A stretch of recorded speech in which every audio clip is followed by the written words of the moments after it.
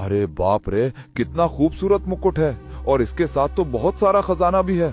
अब तो मैं जंगल का सबसे अमीर जानवर बन जाऊंगा। राजा भी मेरे सामने भिखारी नजर आएगा।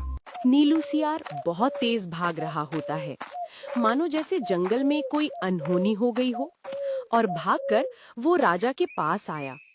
अरे नीलू, इतनी जल्दी मैं कहाँ से आ रहे हो? जंगल में सब ठीक तो है ना? जंगल में तो सब ठीक है महाराज, लेकिन आपको मेरे पिताजी यानी आपके पिताजी के महामंत्री ने आपको याद किया है। नीलू, तुम जिस तरह से यहाँ पर भागकर आए थे, उससे तो यही प्रतीत हो रहा है कि महामंत्री काका अपने अंतिम समय से गुजर रहे हैं। हाँ महाराज, मेरे पिताजी का कभी भी चिराग बुझ सकता है, इसलिए उन्होंने अपने अंतिम समय में भी आपको याद किया है, क्योंकि वो आपको कुछ विशेष बताने वाले हैं। वो कह रहे थे कि वो आपको आपके पिताजी की एक विशेष धरोहर के बारे में बताना चाहते हैं। विशेष धरोहर? ठीक है तो नीलू, जल्दी चलो, कहीं तुम्हारे पिताजी का चिराग न बुझ जाए। और वो दोनों महामंत्री काका के पास जा रहे होते हैं। तभी उनको इतनी जल्दी में जाते हुए लक्की गधा देख लेता है।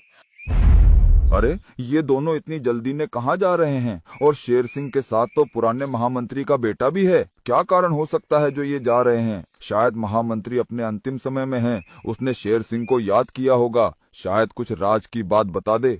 चलना पड़ेगा इनके पीछे पीछे। और लक्की गधा भी उनके पीछे चल दिया।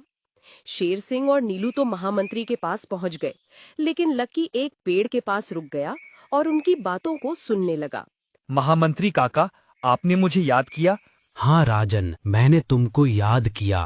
तुम तो जानते हो मैं तुम्हारे पिताजी का महामंत्री था। तुम्हारे पिताजी की तो पहले ही मृत्यु हो गई थी, तो मैं बड़े मुश्किल से राजपाट बचाकर तुमको यहाँ का राजा बनाया और तुम्हारी हिफाजत की। और बेटा, अब मेरा अंतिम समय आ गया है, इसलिए मैं तुमको एक राज की बात बताकर जाने वाला हूँ। तो अच्छा बुड्ढा, राज की बात बताने वाला है क्या?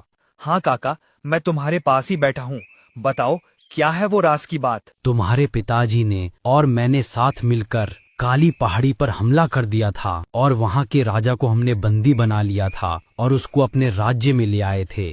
तब इस बात का पता काली पहाड़ी की एक जादूगरनी को चला, तो वो हमारे जंगल में आ गई और उसने काली पहाड़ी के राजा को आजाद करने की मांग की। तो हमने राजा के बदले में एक अनोखी चीज उस जादूगरनी से मांग ली, और वो चीज थी जादुई मुकुट।